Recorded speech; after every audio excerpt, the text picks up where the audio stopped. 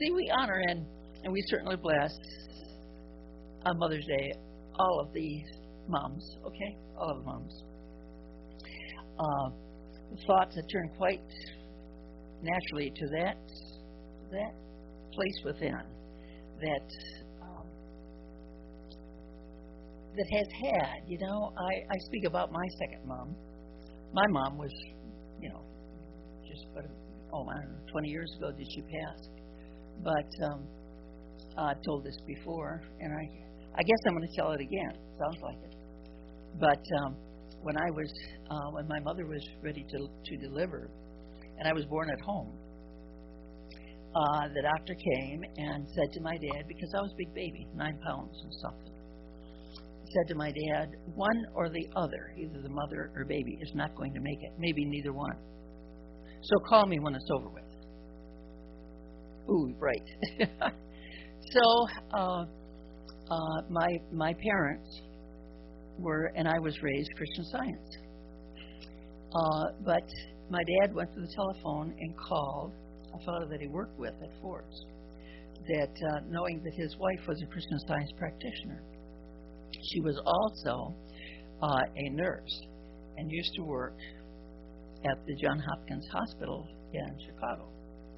But she had left the hospital and was a Christian Science practitioner. And so he called Mr. Lang and asked if Bertha Lang, his wife, could come. And they lived, I believe, in Detroit.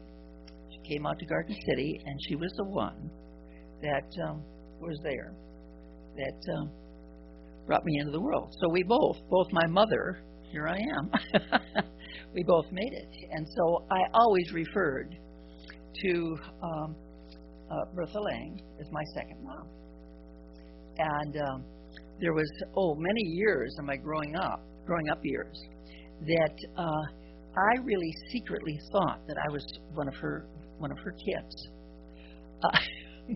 Because I had 2 older sisters and brothers, same parents, but 2 older sisters, a sister and brother older, and younger sister.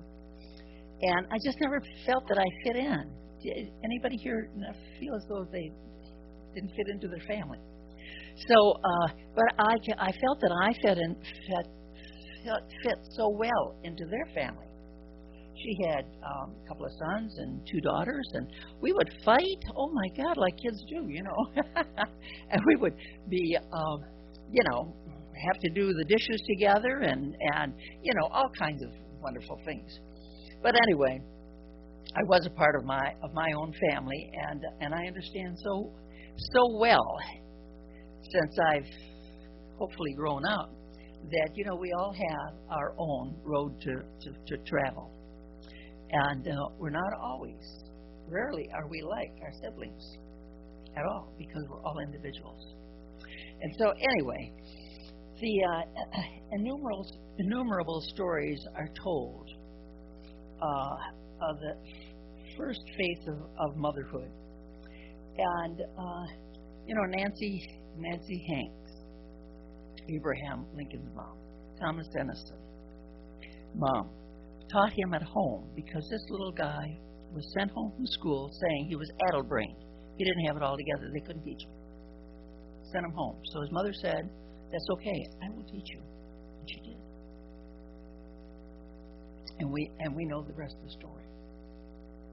I remember hearing a grandmother saying to her daughter, which at that time had teenage children, I think 2 or 3, I don't remember. But anyway, and was showing such a deep concern and whatever about those teenagers.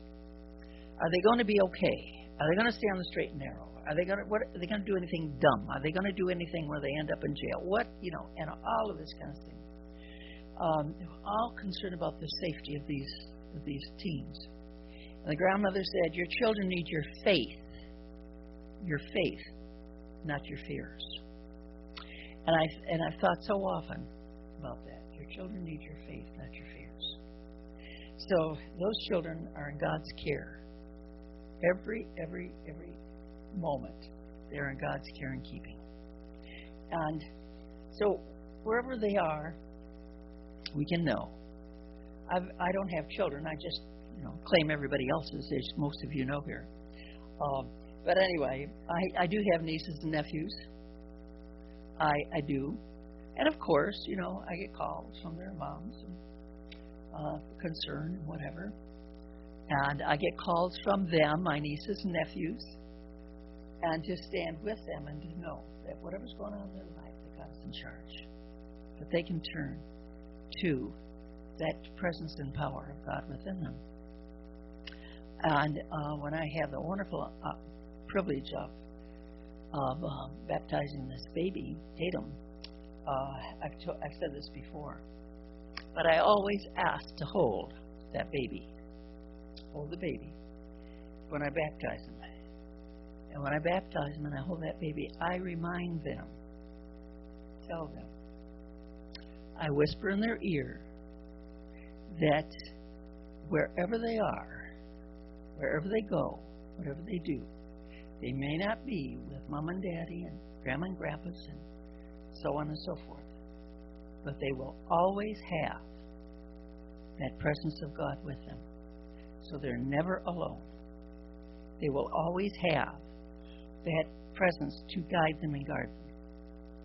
So when I hold that baby, that's what I'm whispering, okay?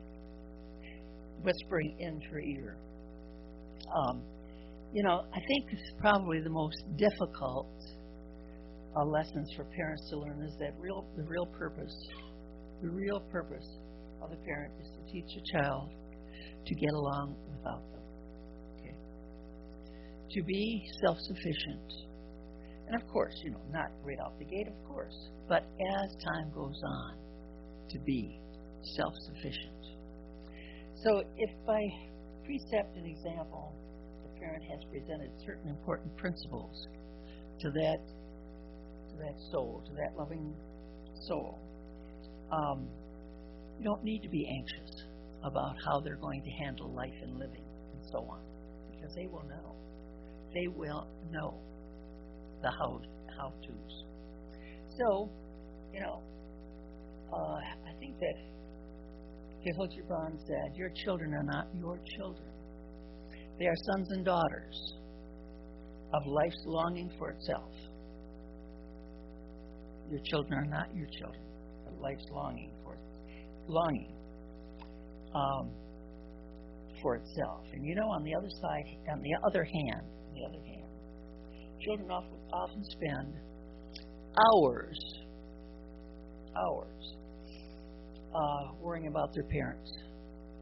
I see adults here, adult children shaking their heads. Yeah, of course, the same thing. And again, give them your faith. Give them your faith, not your fears. If you're concerned about someone, maybe right now, that you want to take a moment, close your eyes, and give that person a blessing. Whoever they are, wherever they are, it doesn't matter. Just take a moment. I bless you and I see you filled with God's light that is your direction, your healing, your love, your protection.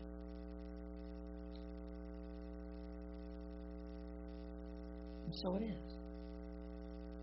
Now let us take a time to honor the mother within. The mother within. We all have that faculty of divine love.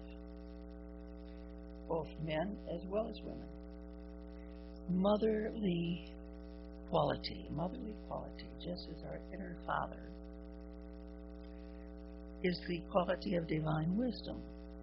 So love and wisdom we express. And this love and wisdom expresses both through male and female. It doesn't matter. Whether we are male, we still have that motherly, loving quality. Female has that wisdom and love. So our task, and I believe our opportunity to fully express and integrate these two qualities love, and wisdom, bonded together, has been said over and over again, make a very, very happily married couple. Love and wisdom. And when we're aware of, if we're concerned about someone, check and see where your love is, and then check and see what you're doing with your wisdom, spiritual wisdom. So whether we are consciously aware of it or not, we're always giving birth to something through our thoughts, through our words and through our actions, always. Being aware of this, we want to be sure, we want to be absolutely sure that we give birth to those things that promote the highest and the very best for everyone. You don't want to hold people. If it's children, it doesn't matter who. You don't want to hold them in a fear mode, in a fear consciousness, in a consciousness that kind of binds them. We want to give them our love so that they're really free to express that which they truly are. So we can most certainly bless the mother love, whoever expressed that for us today. And it's a very special day. On the way here this morning, I heard of all kinds of things being done in different churches and different areas to honor mothers. And I'm thinking, are we really thinking about the mother that gave us birth, or are we thinking about perhaps that person that has given us direction and love and all the rest of it? Both, perhaps. And perhaps the real message of Mother's Day is that we are to express that love that we feel every day, not just on one day a year, but every single solitary day. So, enough of that, and as well, our congregation knows, but I like to always share some jokes or little stories. So we're going to finish the service, and then I'll do that. Okay? So we take this moment now, and I invite you to close your eyes and just be comfortable and take the next couple of moments and allow the person or persons that have been such a guiding light in your life for you. Whether they are, again, as I said, in this expression of life, or perhaps have passed on. But take a moment and truly do thank them. And perhaps there needs to be forgiveness for maybe something that was said or done, or wasn't said or wasn't done. For yourself and also for that person or persons. And know for yourself that wherever you go, whatever you're doing, you will always have that Spirit of God, that loving presence, love and wisdom within you. Guiding, directing, always. And Father, we are so grateful to know this, to experience it, and to give thanks for it. And so it is.